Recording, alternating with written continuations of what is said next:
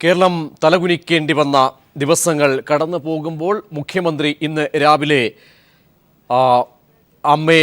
ജിഷയുടെ അമ്മയെ കണ്ട ശേഷം മാധ്യമപ്രവർത്തകരുടെ ചോദ്യങ്ങൾക്ക് മറുപടി നൽകാനാകാതെ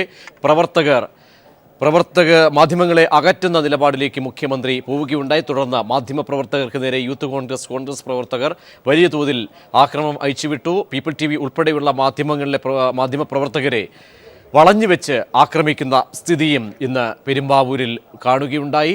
ഉമേഷ് ഒക്കെയും വിശദാംശങ്ങൾ നൽകും. ഉമേഷ്, ഇന്നിപ്പോൾ ഓരോ രാഷ്ട്രീയ നേതാക്കളും അവിടെ മാതാവിനെ സന്ദർശിക്കുന്ന സാഹചര്യത്തിലേക്ക് പോകുമ്പോൾ മുഖ്യമന്ത്രി രാവിലെ എത്തുന്നു. അതിനുശേഷം പ്രതികരണങ്ങൾ ആരാഞ്ഞപ്പോൾ അസഹിഷ്ണുതയോടുകൂടി മുഖ്യമന്ത്രി മറുപടി നൽകുന്നു. തുടർന്ന് യൂത്ത് കോൺഗ്രസ് പ്രവർത്തകർ മാധ്യമങ്ങളെ ആക്രമിക്കുകയായിരുന്നു. ഇങ്ങനെയാണോ സംഭവിച്ചത്? തീർച്ചയായും അങ്ങനെ തന്നെയാണ് സംഭവിച്ചത്. ഇപ്പോൾ ഇന്നസെൻ്റ് MP ആണ് ഇവരെ ജിഷയുടെ അമ്മയെ അകത്ത് കയറി കണ്ട് ആശ്വസിപ്പിച്ച ശേഷം പുറത്തിറങ്ങിയത്. അതിനുശേഷം മാധ്യമങ്ങളോട് സംസാരിക്കുകയും ചെയ്തു. കേരളത്തിൽ ഇത്തരത്തിലൊരു സംഭവം ഉണ്ടാകുന്നത് വളരെ ദൗർഭാഗ്യകരമാണ്. അവർക്ക് വേണ്ട സംരക്ഷണം നൽകാൻ കുറച്ചുകൂടി ഉണർന്നു പ്രവർത്തിച്ചെങ്കിൽ ഇത് തടയാൻ കഴിയുമായിരുന്നു. ഇനിയെങ്കിലും അവർക്ക് വേണ്ട സംരക്ഷണം നൽകാൻ സർക്കാരിന് കഴിയണമെന്നാണ് ഇന്നസെൻ്റ് MP ആവശ്യപ്പെട്ടത്. രാവിലെ 7:45 മുഖ്യമന്ത്രി അകത്ത്, അതായത് ആശുപത്രിയിലെത്തി ഇവരുടെ ജിഷയുടെ അമ്മയെ കാണാനായി എത്തിയത്. ആ സമയം വലിയ ഒരു പ്രതിഷേധമാണ് ആശുപത്രിയുടെ പുറത്ത് ആദ്യം രൂപപ്പെട്ടത്. മുഖ്യമന്ത്രിക്കെതിരെ, അതായത് ഈ സംഭവം നടന്ന 7 ദിവസമായിട്ടും പ്രതികളെ കണ്ടെത്താൻ കഴിയാത്തതിൻ്റെ വലിയ പ്രതിഷേധം തന്നെയായിരുന്നു പുറത്ത് രൂപപ്പെട്ടു വന്നത്. മുഖ്യമന്ത്രിക്കെതിരെ പ്രതിഷേധ മുദ്രാവാക്യങ്ങൾ മുഴക്കിയിരുന്നു. ഇതിനിടെയാണ് മുഖ്യമന്ത്രി അകത്തേക്ക് കയറി വന്നത്. അകത്തേക്ക് കയറി ആശുപത്രിയിൽ ജിഷയുടെ അമ്മയുടെ അടുത്തേക്ക് എത്തിയപ്പോഴേക്കും വലിയ നിലവിളിയാണ് ഉണ്ടായത് ജിഷയുടെ അമ്മയുടെ ഭാഗത്തു നിന്ന്. എന്തുകൊണ്ട് തങ്ങളുടെ ഘാതകരെ കണ്ടെത്താൻ കഴിയുന്നില്ല, ഇത്രയും ദിവസമായി എവിടെയാണ് ജിഷയുടെ ഘാതകർ എന്നടക്കമുള്ള ചോദ്യങ്ങൾ മുഖ്യമന്ത്രിക്ക് നേരിടേണ്ടി വന്നു. അതിനൊന്നും മുഖ്യമന്ത്രിക്ക് ഉത്തരം പറയാൻ കഴിയാത്തൊരു സാഹചര്യമായിരുന്നു. ഈ സമയത്താണ് മുഖ്യമന്ത്രി തന്നെ ഇടപെട്ട് മാധ്യമങ്ങളോട് പുറത്തു പോകാൻ ആവശ്യപ്പെട്ടത്. കാരണം കൂടുതൽ പ്രതിഷേധ സ്വരങ്ങൾ ഇവരിൽ നിന്ന് തന്നെ ഉണ്ടാകുമെന്ന് മുൻകൂട്ടി കണ്ട മുഖ്യമന്ത്രി മാധ്യമങ്ങളോട് പുറത്തിറങ്ങാൻ ആവശ്യപ്പെടുകയായിരുന്നു.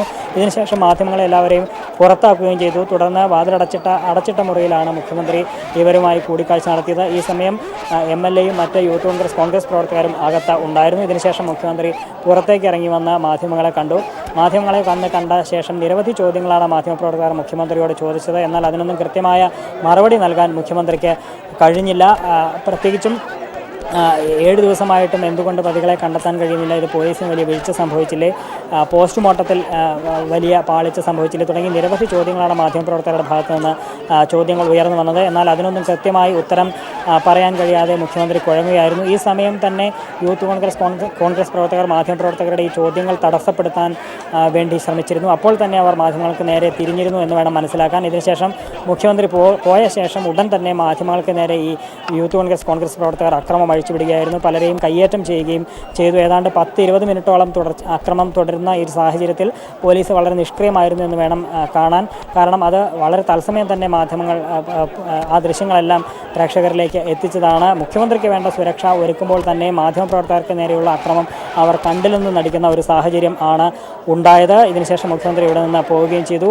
ഏതാണ്ട് ഇന്നലെ ആഭ്യന്തരമന്ത്രി വരുമ്പോൾ ഉണ്ടായതിനേക്കാൾ വലിയൊരു പ്രതിഷേധമാണ് ഇന്ന് മുഖ്യമന്ത്രിക്ക് നേരെ ഉണ്ടായത്. എന്നാൽ അതേസമയം വളരെ അസഹിഷ്ണുത നിറഞ്ഞ ഒരു പ്രവർത്തനമാണ് യൂത്ത് കോൺഗ്രസ് പ്രവർത്തകരുടെ ഭാഗത്തു നിന്ന് ഉണ്ടായത്. ഇത് ആസൂത്രിതമായി ചെയ്ത പോലെ തന്നെ നമുക്ക് തോന്നും. കാരണം അത്രയും രാവിലെ 7 മണി മുതൽ തന്നെ ഇതിനുവേണ്ട സുരക്ഷ പോലീസ് ഒരുക്കിയിരുന്നു. യൂത്ത് കോൺഗ്രസ് പ്രവർത്തകരുടെ സുരക്ഷ മുഖ്യമന്ത്രിക്ക് ഉണ്ടായിരുന്നു.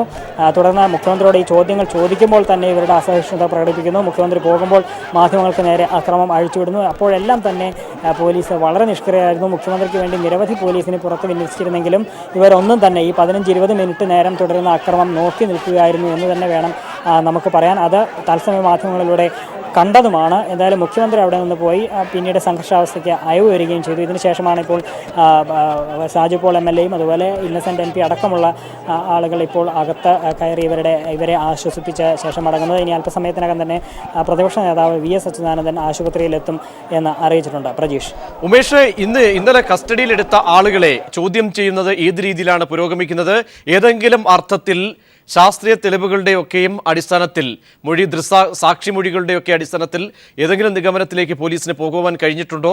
അതോ കഴിഞ്ഞ ദിവസങ്ങളിൽ കസ്റ്റഡിയിലെടുത്ത് സ്വാഭാവികമായും ഉണ്ടാകുന്ന സംശയങ്ങളുടെ പേരിൽ മാത്രം കസ്റ്റഡിയിൽ എടുത്ത ആളുകൾ മാത്രമാണോ ഇപ്പോഴുള്ളത്? കണ്ണൂരിൽ നിന്നും പിടിയിലായിട്ടുള്ള ആളെക്കുറിച്ച് പോലീസ് നൽകുന്ന സൂചനകൾ ഏത് രീതിയിലാണ്? പ്രജീഷ്, ഈ നിമിഷം വരെയും കൃത്യമായ ഒരാളെ കണ്ടെത്താൻ പോലീസിന് ഇതുവരെ കഴിഞ്ഞിട്ടില്ല എന്ന് തന്നെ വേണം പറയാൻ. കാരണം 3-4 പേരെ കസ്റ്റഡിയിൽ പോലീസ് എടുത്തിട്ടുണ്ടെങ്കിലും തന്നെ അത് യഥാർത്ഥ പ്രതിയിലേക്ക് എത്തിയോ എന്ന കാര്യത്തിൽ ഇപ്പോഴും സംശയം അവശേഷിക്കുകയാണ്. കഴിഞ്ഞ ദിവസം കണ്ണൂരിൽ നിന്ന് ഒരാളെ കസ്റ്റഡിയിൽ എടുത്തിട്ടുണ്ട്. അത് സമീപവാസികളുടെ മൊഴി കൂടി കണക്കിലെടുത്താണ് ഒരാളെ കസ്റ്റഡിയിലെടുത്തത്. പ്രത്യേകിച്ചും CCTV ദൃശ്യങ്ങളെല്ലാം പോലീസ് പരിശോധിക്കുകയും ചെയ്തിരുന്നു. സമീപവാസികൾ നൽകിയ മൊഴി അനുസരിച്ച് കറുപ്പ് പാൻസും മഞ്ഞ ഷർട്ടും ധരിച്ച ഒരാളായിരുന്നു അകത്തേക്ക് കയറി പോകുന്നത് കണ്ടു എന്നുള്ളതാണ്. അതിനുശേഷം പോലീസ് അത് കേന്ദ്രീകരിച്ച ഒരു അന്വേഷണം നടത്തുകയുണ്ടായി. ഇപ്പോൾ സാജു പോൾ MLA നമ്മോടൊപ്പം ചേരുന്നു. നമുക്ക് അദ്ദേഹത്തോട് ഇതിൻ്റെ വിവരങ്ങൾ ചോദിക്കാം. പോലീസിൻ്റെ ഭാഗത്തു നിന്ന് ഏറ്റവും കാര്യക്ഷമമായ നടപടികൾ ഉണ്ടാകേണ്ടതാണ്. അതുണ്ടാകാത്തതിനെ തുടർന്നുകൂടിയാണ് യഥാർത്ഥ പ്രതികളെ നിയമത്തിന് മുൻപിൽ കൊണ്ടുവരാത്തത്. അതിൽ എല്ലാ ഭാഗത്തും ലോകമെമ്പാടും വളരെ ശക്തമായ പ്രതിഷേധവും അങ്ങേയറ്റത്തെ അമർഷവും നിലനിൽക്കുകയാണ്. അതിൻ്റെ പ്രതികരണങ്ങളാണ് ഇവിടെ ബഹുമാന്യ ആഭ്യന്തരമന്ത്രിയും ബഹുമാനപ്പെട്ട മുഖ്യമന്ത്രിയും എല്ലാം വന്നപ്പോൾ ഉണ്ടായത്. ഏറ്റവും ദാരുണമായ, അങ്ങേയറ്റം അപലനീയമായ, നമുക്ക് ആകെ തന്നെ അപമാനകരമായ ഈ സംഭവത്തിൽ നിശ്ചയമായും ഉത്തരവാദപ്പെട്ടവരെ ഏറ്റവും പെട്ടെന്ന് നിയമത്തിന് മുൻപിൽ കൊണ്ടുവന്ന് കർശന നടപടികൾ നിയമപരമായി അവർക്ക് നൽകാവുന്ന ഏറ്റവും വലിയ ശിക്ഷ അവർക്ക് കൊടുക്കത്തക്ക വിധത്തിലും ഈ കുടുംബത്തെ സംരക്ഷിക്കുന്നതിന് വേണ്ടി ഇപ്പോൾ തന്നെ CPIM ഉൾപ്പെടെ ആ കാര്യത്തിൽ ചില പ്രഖ്യാപനങ്ങൾ നടത്തിയിട്ടുണ്ട്. ഈ കുടുംബത്തെ സംരക്ഷിക്കുന്നതിനുൾപ്പെടെയുള്ള പ്രവർത്തനങ്ങളുമായിട്ട് മുന്നോട്ട് പോകണം എന്നാണ് ഞങ്ങൾക്ക് സൂചിപ്പിക്കാനുള്ളത്.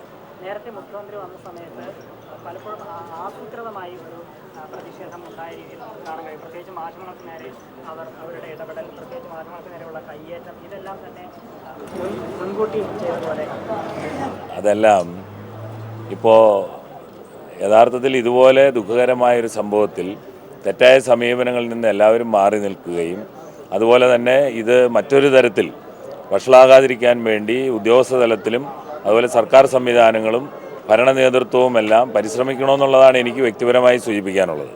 പ്രത്യേകിച്ചും പോലീസിൽ നിന്നും വലിയ വീഴ്ച ഉണ്ടായിട്ടുണ്ട്. മുഖ്യമന്ത്രിക്ക് വേണ്ടി വലിയ സുരക്ഷ ഒരുക്കുമ്പോഴും മാധ്യമങ്ങൾക്ക് നേരെ ഏതാണ്ട് 10-15 മിനിറ്റോളം അക്രമം നീണ്ടു നിന്നു. അപ്പോഴെല്ലാം പോലീസ് നോക്കി നിൽക്കുന്നൊരു അവസ്ഥ കൂടി ഉണ്ടായിരുന്നു. തെരഞ്ഞെടുപ്പിൻ്റെ ഒരു സന്ദർഭമായതുകൊണ്ട് അതെല്ലാം ജനങ്ങൾ വിലയിരുത്തട്ടെ. ഇതെല്ലാം ആളുകൾ കണ്ടുകൊണ്ടിരിക്കുകയാണ്, ലോകം മുഴുവൻ വീക്ഷിച്ചുകൊണ്ടിരിക്കുകയാണ്. ഇത്തരമൊരു തെറ്റായ രീതികൾ അവലംബിക്കുന്നത് സംബന്ധിച്ച് ജനങ്ങൾ വിലയിരുത്തട്ടെ, വിധി എഴുതട്ടെ എന്നുള്ളതാണ് എനിക്ക് പറയാനുള്ളത്. ഇതിൽ ഏതെങ്കിലും തരത്തിൽ ഇടപെടൽ ഉണ്ടായതായിട്ട് കരുതുന്നുണ്ടോ? കാരണം ഇത്രയും 7 ദിവസമായി സംഭവം നടന്നിട്ട് ഇപ്പോഴും യഥാർത്ഥ പ്രതികളിലേക്ക് എത്താൻ പോലീസിന് കഴിയുന്നില്ല. ഏതെങ്കിലും തരത്തിലൊരു ഇടപെടൽ നടക്കുന്നതായി? അല്ല, അതൊന്നും ഇപ്പോൾ പറയാൻ കഴിയില്ല. കുറ്റവാളി ആര് തന്നെയാണെങ്കിലും അവരെ എല്ലാം നിയമത്തിന് മുൻപിൽ കൊണ്ടുവരണമെന്നുള്ളതാണ് എനിക്ക് പറയാനുള്ളത്. ഇപ്പോൾ അവർ വളരെ പ്രതികൂലമായൊരു അവസ്ഥയിലാണ് ഇവരുടെ കുടുംബം കഴിയുന്നത്. അവരെ ഇനി ഏത് തരത്തിൽ സംരക്ഷിക്കാൻ നമുക്ക് കഴിയും? അല്ല, അതിപ്പോൾ ഇന്നലെ CPIMൻ്റെ സംസ്ഥാന സെക്രട്ടറി കോടിയേരി ബാലകൃഷ്ണൻ ഇവർക്ക് മുടക്കഴയിൽ പട്ടികജാതി വികസന വകുപ്പ് അനുവദിച്ചിട്ടുള്ള 3 സെൻറ്റ് സ്ഥലത്ത് ആവശ്യമായ വീട് നിർമ്മിച്ച് നൽകുമെന്നും ലോയേഴ്സ് യൂണിയൻ അതിന് മുൻകൈ എടുക്കുമെന്നെല്ലാം ഇതിനകം തന്നെ പ്രഖ്യാപിച്ചിട്ടുണ്ട്. ആ രീതിയിലുള്ള കാര്യങ്ങൾ നടക്കും. ഇവരുടെ കുടുംബത്തിനെ സംരക്ഷിക്കാൻ വേണ്ട നടപടികൾ പാർട്ടി സ്വീകരിക്കും എന്നുള്ളതാണ് MLA ഇപ്പോൾ വ്യക്തമാക്കിയിരിക്കുന്നത്. MLAയും ഇവരെ ആശ്വസിപ്പിച്ച ശേഷം ഇപ്പോൾ മടങ്ങുകയാണ്. അല്പസമയത്തിനകം തന്നെ പ്രതിപക്ഷ നേതാവും ഇവിടേക്ക് എത്തും. പ്രജീഷ്. ഉമേഷ്, മടങ്ങിയെത്താം. മുഖ്യമന്ത്രി രാവിലെ അല്പസമയം മുമ്പ് ജിഷയുടെ മാതാവിനെ സന്ദർശിച്ചപ്പോൾ ഉണ്ടായ മാതാവിൻ്റെ രോദനത്തിലേക്കും ഒപ്പം അലമുറയിലേക്കും ആ ദൃശ്യങ്ങളിലേക്കും.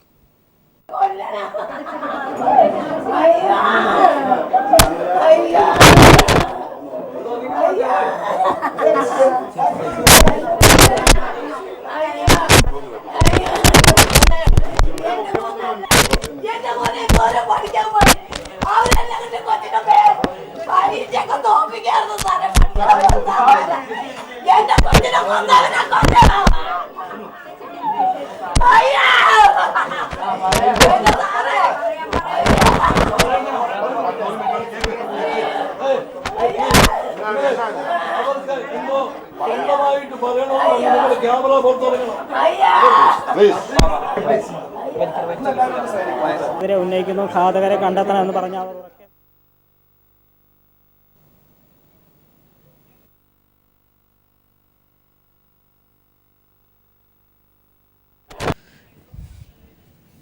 മകളെ തരൂ എന്ന് മുഖ്യമന്ത്രിയോട് അലമുറയിട്ട് ജിഷയുടെ മാതാവ് ഉത്തരം മുട്ടിയപ്പോൾ മാധ്യമങ്ങളോട് കയർത്ത് മുഖ്യമന്ത്രിയും. ആ ദൃശ്യങ്ങളിലേക്ക്.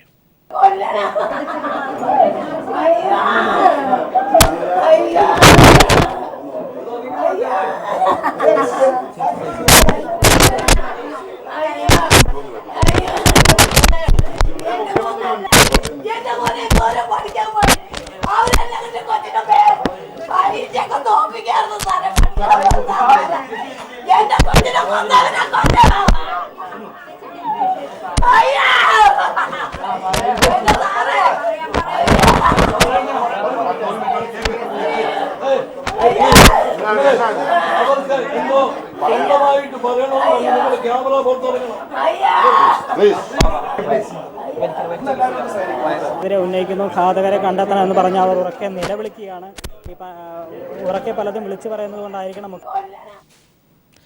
കുറ്റവാളികളെ നിയമത്തിന് മുന്നിൽ കൊണ്ടുവരുമെന്ന് മുഖ്യമന്ത്രി പറഞ്ഞു. കേസിന്റെ ഗൗരവമനുസരിച്ച് നിയമ നടപടി മുന്നോട്ട് പോകുമെന്നും തെരഞ്ഞെടുപ്പ് കമ്മീഷൻ അനുവദിച്ചാൽ ജിഷയുടെ സഹോദരിക്ക് ജോലി നൽകും. എന്നാൽ മറ്റു ചോദ്യങ്ങൾക്ക് മുഖ്യമന്ത്രി മറുപടി നൽകിയില്ല.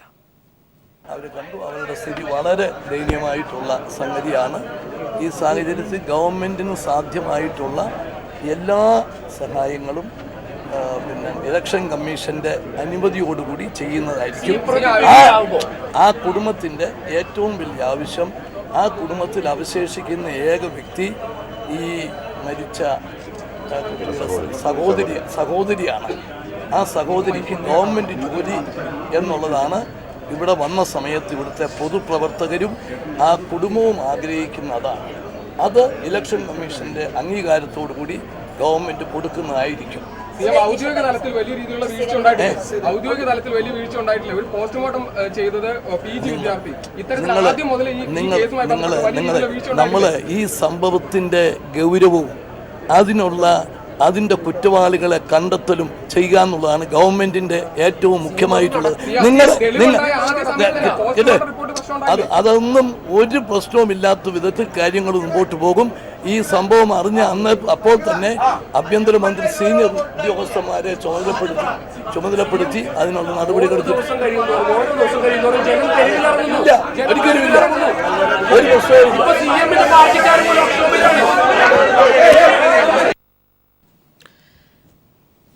മാധ്യമപ്രവർത്തകർക്ക് നേരെ കോൺഗ്രസ് പ്രവർത്തകരുടെ അഴിഞ്ഞാട്ടം. മുഖ്യമന്ത്രി ഉമ്മൻചാണ്ടി ജിഷയുടെ അമ്മയെ ആശുപത്രിയിലെത്തി കാണുമ്പോഴായിരുന്നു ആക്രമണം.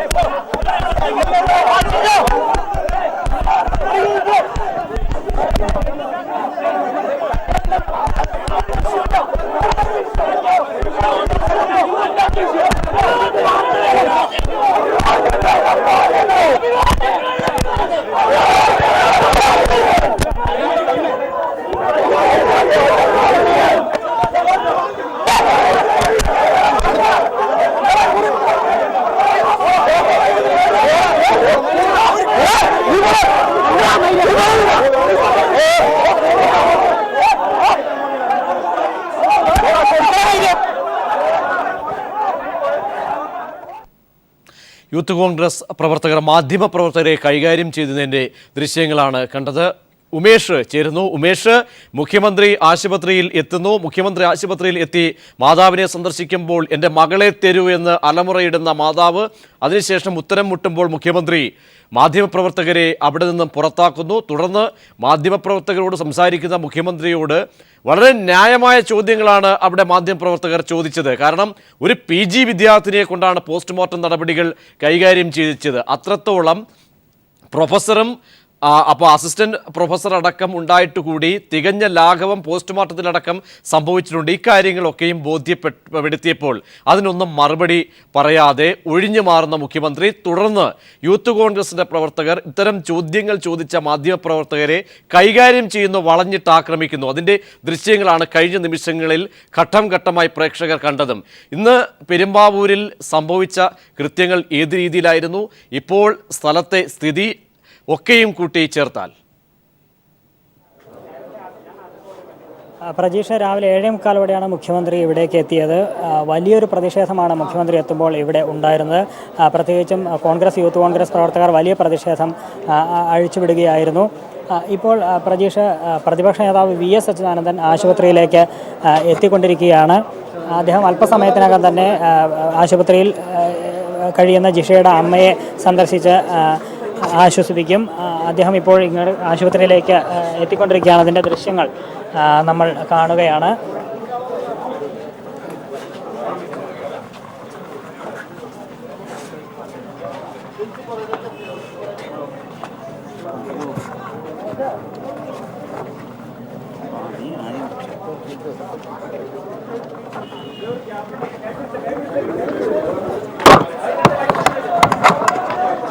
രാഷ്ട്രീയ ഭേദമന്യേ ഓരോരുത്തരും രാഷ്ട്രീയ പ്രതിനിധികൾ ആശുപത്രിയിലേക്ക് എത്തുന്ന ഇപ്പോൾ VS അച്യുതാനന്ദൻ പ്രതിപക്ഷ നേതാവ് വസതിയിലെത്തി ജിഷയുടെ അമ്മയെ കാണുവാൻ എത്തുന്നതിൻ്റെ ദൃശ്യങ്ങളാണ് കാണുന്നത്.